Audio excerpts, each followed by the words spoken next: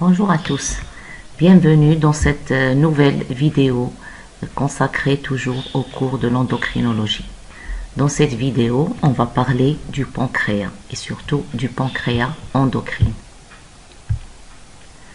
Le pancréas, c'est une glande impaire annexe du tube digestif. Il comporte deux parties anatomiques et physiologiquement différentes. Une partie exocrine constituée par les acini, canaux de Wirsing et Santorini, qui déversent dans l'intestin le sucre pancréatique dont les enzymes dégradent les lipides, les glucides et les protides. Et une partie endocrine qui présente l'aspect d'une glande séreuse avec de nombreux îlots, décrits par Langerhans, d'où leur nom îlot de Langerhans. Et c'est cette partie qui nous concerne dans ce cours-là. Donc il faut remarquer que les structures exocrines et endocrines fonctionnent indépendamment l'une de l'autre. Alors comme vous voyez dans ce schéma, le pancréas, il se situe derrière l'estomac, entre l'intestin et la rate. Dans ce schéma-là, vous voyez qu'il est allongé et il possède trois parties. Une partie, la tête, au milieu il y a le corps et à droite ici vous avez la queue. Et il est parcouru par deux canaux, canal pancréatique principal qui est le canal de Wirsing qui parcourt tout le long du pancréas et le canal pancréatique secondaire ou de Santorini qui déverse le sucre pancréatique dans le duodénum. Du point de vue histologique, le pancréas endocrine, il est constitué de deux cellules alpha, bien sûr de 4 cellules, mais ce qui nous intéresse le plus, ce qui intervient dans la glycémie. Donc il est constitué des cellules alpha et des cellules bêta qui sont regroupées en îlots de Langerhans. Les cellules alpha produisent du glucagon et les cellules bêta produisent de l'insuline. Et ce sont ces deux cellules-là ou ces deux hormones qui interviennent dans l'homéostasie glycémique. Donc, comme vous voyez ici, il y a deux autres types de cellules dans les îlots de Langerhans, cellules delta qui vont libérer la somatostatine. Si vous vous rappelez un petit peu de ce que nous avons vu dans les vidéos précédentes, la somatostatine, elle est libérée également par d'autres organes et nous avons parlé de l'hypothalamus. La somatostatine, elle est libérée également par l'hypothalamus et elle exerce une action inhibitrice sur l'hormone de croissance. Il y a également, et ici dans le pancréas, elle inhibe la sécrétion de l'insuline et parfois même du glucagon. Alors, et il existe également des cellules que l'on appelle les cellules F ou PP, qui est un polypeptide pancréatique qui intervient également dans l'inhibition de libération du sucre pancréatique exocrine. Alors une petite remarque, c'est que chaque îlot, il contient environ 3000 cellules productrices d'hormones avec la distribution suivante. Donc les cellules, comme vous venez de voir, les cellules alpha, delta et F sont plutôt en périphérie de l'îlot et les cellules bêta qui libèrent l'insuline, ils occupent plutôt une position centrale. Alors, l'insuline. Donc, nous avons dit que l'insuline et le glucagon, ce sont les deux hormones qui interviennent essentiellement dans l'homéostasie glycémique. L'insuline, c'est une hormone protéique constituée de 51 acides aminés, répartis en deux chaînes. Comme vous voyez, la chaîne A, qui est constituée par 21 acides aminés, la chaîne B, 30 acides aminés, et nous avons elle se forme d'abord en proinsuline, ensuite le peptide C, il va être coupé, clivé, donc voilà le site de séparation, et on aura la structure de l'insuline avec deux chaînes, chaîne A et chaîne B avec deux ponts disulfure. Alors comment est synthétisé, quelles sont les étapes cellulaires de la biosynthèse de l'insuline? Donc la première étape, c'est que l'insuline, bien sûr, elle est fabriquée sous forme de précurseur par les polyribosomes. Donc comme vous voyez ici, le numéro 1, c'est une pré-proinsuline. Cette pré-proinsuline, bien sûr, elle est libérée dans les cavités du réticulum endoplasmique et il va y avoir libération de la proinsuline. Ensuite, il va y avoir le transfert de cette proinsuline dans les vésicules de Golgi. Donc l'appareil de Golgi, cette proinsuline, elle va être libérée dans les vésicules de l'appareil de Golgi. Ensuite, il va y avoir scission ou bien séparation de la proinsuline en peptide C et insuline, c'est-à-dire séparation du peptide C et l'insuline dans les vésicules sécrétoires. Donc vous voyez ici. Ensuite, on a libération de l'insuline et du peptide C par exocytose, comme vous le voyez là. Donc bien sûr, la libération de l'insuline, elle se fait à la demande de l'organisme, c'est-à-dire au signal de l'organisme, l'organisme a besoin de cette insuline. Quelle est l'action physiologique de l'insuline? L'insuline, elle stimule le processus anabolique et la mise en réserve de l'énergie. Elle agit essentiellement sur trois organes cibles. Elle agit sur le foie, elle agit sur le tissu adipeux et sur le muscle strié. Elle agit également sur le métabolisme glucidique, lipidique des divers tissus périphériques. Alors une petite remarque, c'est que la sécrétion d'insuline, comme vous voyez dans ce schéma-là, elle se fait par pic, toutes les 10 minutes, 20 minutes lors d'un repas. Voilà, donc lorsqu'on mange, bien sûr, il va y avoir libération de l'insuline sous forme de pic.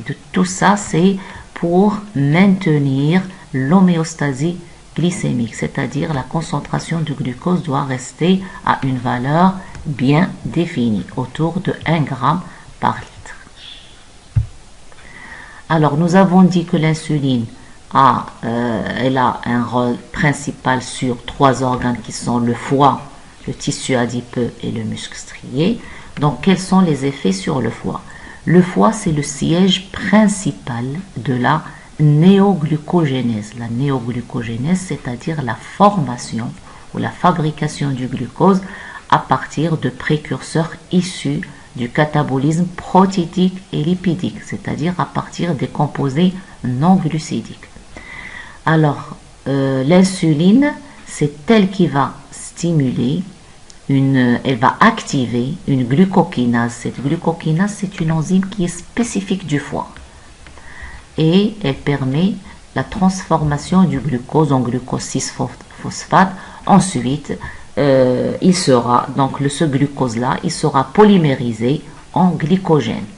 Donc, la formation du glycogène, elle accroît l'effet hypoglycémiant de l'insuline. Donc, en général, l'insuline, elle a un effet sur la glycogénogénèse, c'est-à-dire c'est elle qui permet la formation ou bien la polymérisation en glycogène. L'insuline également, elle stimule la lipogénèse, c'est-à-dire la genèse ou bien la fabrication des lipides. Elle inhibe l'effet cétogène du glucagon. Alors ici, je vais ouvrir une petite parenthèse concernant les corps cétoniques. Alors les corps cétoniques sont synthétisés à partir de l'acétylcoenzyme A dans le foie. Et cette acétylcoenzyme A, elle provient de l'oxydation des acides gras libres. Ces acides gras libres, ils proviennent du catabolisme des lipides, et ceci dans la mitochondrie du foie. Les corps cétoniques, c'est une sorte, ils sont une sorte d'énergie compensatoire libérée par le foie. Donc, à leur concentration bien sûr bien adéquate, ils sont bénéfiques. Ces corps cétoniques bien sûr, ils vont être libérés généralement par les reins et les urines. Mais s'ils sont produits en excès, ils deviennent toxiques. C'est ce qui provoque l'acidocétose, qui est une complication très sévère de diabète. Elle est provoquée par un manque d'insuline. Donc l'insuline, elle s'oppose contre cette concentration excessive des corps cétoniques dans l'organisme, dans le sang, pour éviter cette pathologie qui est l'acidocétose. Quels sont les effets de l'insuline sur le tissu adipeux? Donc le tissu adipeux, comme vous le savez, c'est le principal réservoir d'énergie de l'organisme et c'est la source des acides gras libres. Donc elle stimule la lipogénèse. Donc toujours ceci dans le but de diminuer le taux de glucose dans le sang ou bien de le faire revenir à sa valeur normale. C'est la seule hormone antilipolytique de l'organisme. L'insuline, elle inhibe également la glycogénolyse. La glycogénolyse, c'est la dégradation du glycogène. Si le glycogène est dégradé, bien sûr, il va libérer le glucose. Et le glucose, il va augmenter la glycémie. Et la protéolyse. L'insuline, elle s'oppose également à l'effet cétogénique du glucagon et favorise l'utilisation périphérique des corps cétoniques. C'est ce qu'on vient d'expliquer. Donc, les corps cétoniques, s'ils sont utilisés par les cellules périphériques, c'est bien. Mais s'ils restent stockés, ils peuvent provoquer une pathologie très grave. Au niveau du muscle strié, squelettique et cardiaque, l'insuline, elle stimule la synthèse du glycogène par stimulation de l'exokinase. Alors au niveau du muscle strié et au niveau du tissu adipeux, c'est au lieu d'avoir la glucokinase, nous avons l'exokinase. Donc rappelez-vous, au niveau du foie, nous avons l'enzyme glucokinase qui est spécifique du foie. Alors l'insuline, elle stimule également la glycolyse et elle inhibe la protéolyse et la lipolyse. L'insuline, elle favorise le transport actif des acides aminés à travers la membrane cellulaire. Alors une chose à remarquer, c'est que dans le tissu adipeux, comme dans le muscle strié, il n'y a pas de glucose 6-phosphatase. La glycogénolyse, c'est-à-dire la dégradation du glycogène, aboutit non au glucose, mais au lactate. Contrairement au niveau du foie, la glycogénolyse, elle aboutit au glucose. Le glucose est un substrat énergétique majeur des cellules. Donc, c'est une molécule hydrosoluble. Donc, pour traverser les membranes, il a besoin des protéines spécialisées appelées transporteurs de glucose. C'est ce qu'on appelle GLUT. Donc, ce GLUT, il va permettre la diffusion facilitée du glucose. Donc, si on parle d'une diffusion facilitée, ça ne demande pas d'énergie, donc c'est un transport passif. Donc il y a plusieurs transporteurs de protéines, mais ce qui nous intéresse dans notre cours, on va parler de deux sortes de formes. Le GLUT4 qui est présent principalement dans les tissus adipeux et musculaires, il est contrôlé par l'insuline, il est insulinodépendant, et le GLUT2 qui est présent dans le foie, les cellules pancréatiques, les reins, les intestins, et qui sont régulés par la glycémie et non par l'insuline, c'est-à-dire à des niveaux de glycémie plus élevés, le glucose il sera transporté par ce type de GLUT qui sont des protéines. Alors maintenant, on va voir le deuxième type d'hormone, qui est le glucagon. Le glucagon, c'est une hormone sécrétée par les cellules alpha-désilodolanguérance. C'est un peptide constitué de 29 acides aminés. Comme l'insuline, le glucagon circule sous forme libre, non liée à une protéine. Pourquoi? Parce que ce sont des hormones qui sont hydrosolubles. Et le plasma, il est aqueux. Donc, comme l'insuline, il y a d'abord formation d'une pré-proglucagon, ensuite proglucagon et le glucagon. Alors, quels sont les effets du glucagon? Le glucagon, il a des effets antagonistes à celles de l'insuline, c'est-à-dire que le glucagon, il stimule la glycogénolyse hépatique. Il accroît donc la production hépatique du glucose. Dans le cas où on a une hypoglycémie, il va y avoir libération du glucagon qui va faire augmenter la concentration du glucose par le phénomène de la glycogénolyse. Il stimule également la néoglucogénèse, c'est-à-dire formation de nouvelles molécules de glucose à partir des acides aminés et à partir des acides gras libres. Il stimule la cétogénèse, il augmente, si vous voulez, la concentration des corps cétoniques, mais bien sûr à des valeurs bien adéquates. Il inhibe la lipogénèse hépatique et il inhibe la glycolyse. Donc, on peut conclure que l'insuline est la seule hormone hypoglycémiante, alors que le glucagon, c'est une hormone hyperglycémiante. On va voir qu'il existe d'autres hormones hyperglycémiantes, c'est-à-dire qui font augmenter la glycémie. Alors, ce schéma-là, il résume l'action combinée de ces deux hormones, l'insuline et le glucagon, et qui permet la régulation de la glycémie et le maintien d'un taux sanguin de glucose constant et voisin de 1 g par litre de sang. Alors, dans ce premier schéma, vous voyez que en présence de glucose, il va y avoir production d'insuline, l'insuline qui va passer dans la circulation sanguine. Donc, il va y avoir fixation de l'insuline sur les récepteurs spécifiques, ce qui permet l'introduction ou bien la pénétration du glucose, bien sûr, par les GLUT qu'on vient de voir, par les transporteurs du glucose dans la cellule, soit la cellule hépatique, soit la cellule du tissu adipeux, soit la cellule musculaire.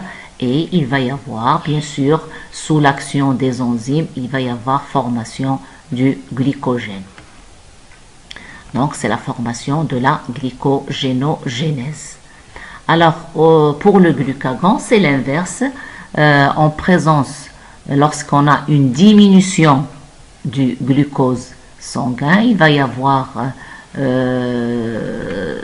bien sûr, donc dans la cellule alpha, il va y avoir libération du glucagon, le glucagon qui va passer toujours comme l'insuline dans le sang, et il va y avoir fixation du glucagon sur des récepteurs spécifiques. À ce moment-là, il va y avoir une glycogénolyse cette fois, c'est-à-dire que le glucose au niveau du foie, il va être libéré, il va y avoir dégradation du glycogène qui se trouve au niveau du foie, au niveau du muscle, etc. Et il va y avoir libération du glucose, donc surtout au niveau de la cellule hépatique, et ce qui va faire augmenter la concentration de glucose dans le sang. Donc voilà ces deux fonctions de l'insuline et de glucagon qui interviennent dans la régulation de la glycémie. Alors, dans ce schéma-là, vous remarquez que la dégradation et la synthèse du glycogène, parce que pour stocker le glucose, il est stocké sous forme du glycogène. Pour libérer le glucose, bien sûr, on stimule la glycogénolyse. C'est à partir du glycogène que le glucose est libéré. Alors, la synthèse et la dégradation du glycogène, ils sont sous le contrôle de deux enzymes. La protéine kinase A, qui est l'AMP cyclique, elle dépend de l'AMP cyclique, et elle dépend également de la protéine phosphatase, qui dépend de l'insuline, c'est-à-dire insulinodépendant. Alors, sous l'action du glucagon, ou bien l'adrénaline, ou bien une autre hormone qui fait augmenter la glycémie, il va y avoir stimulation d'une protéine kinase. Donc cette protéine kinase, qu'est-ce qu'elle fait? Bien sûr, il permet la transformation de l'ATP en ADP, c'est-à-dire elle permet le passage d'une phosphorylase kinase inactive en phosphorylase kinase active, c'est-à-dire qu'elle va activer une phosphorylase kinase en lui rajoutant une molécule du phosphore. Et c'est cette forme active qui inhibe, qui permet la dégradation du glycogène. C'est-à-dire qui permet la dégradation, ce qui fait augmenter la concentration du glucose dans le sang. Alors, pour inhiber l'arrêt de la synthèse du glycogène, c'est-à-dire si on veut inhiber la glycogénogénèse, cette protéine kinase, qu'est-ce qu'elle fait? Elle inactive une protéine qui est la glycogène synthétase, c'est-à-dire la glycogène synthétase qui est active, cette protéine kinase, elle la transforme en glycogène synthase inactive en lui rajoutant un ion phosphore, ce qui provoque l'arrêt de la synthèse du glycogène. Et si bien sûr il y a un arrêt de la synthèse du glycogène, le glucose il est toujours là dans le sang. Alors au niveau avec l'insuline, c'est le contraire. Elle stimule une protéine phosphatase, parce que cette protéine phosphatase elle est insulinodépendante. À ce moment-là, la phosphorylase kinase, elle se transforme de la forme active en forme inactive sous l'action de cette protéine phosphatase, ce qui va inhiber la dégradation du glycogène, ce qui va laisser le glucose polymériser sous forme de glycogène. La même chose pour pour la glycogène synthétase, la protéine phosphatase, elle permet la transformation de la glycogène synthétase de sa forme inactive en forme active. Et c'est cette forme active qui permet la synthèse du glycogène dans le but de diminuer la concentration du sucre dans le sang.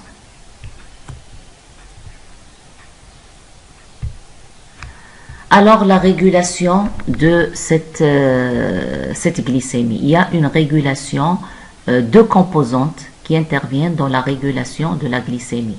Une composante endocrine et une composante nerveuse. La composante endocrine, il y a des facteurs hypoglycémiants. Donc nous avons dit que l'insuline c'est la seule hormone hypoglycémiante. Et des facteurs hyperglycémiants, il y en a beaucoup. Il y a le glucagon, il y a l'adrénaline, les glucocorticoïdes, les hormones de croissance, les hormones thyroïdiennes, tout ça, on les a vus dans les vidéos précédentes. Donc ce sont des facteurs qui font augmenter la glycémie. La régulation nerveuse, le système bien sûr parasympathique, il est insulinosécréteur, c'est-à-dire il va y avoir le système parasympathique qui fait diminuer la glycémie. Au contraire, le système sympathique, il est adrénalino-sécrétion, c'est-à-dire il augmente la glycémie. Donc voilà en général un petit peu tout ce qui est en relation avec le contrôle glycémique. Donc on va rester là dans cette vidéo et on va parler de la pathologie d'un dérèglement de cet équilibre dans d'autres vidéos, Inch'Allah.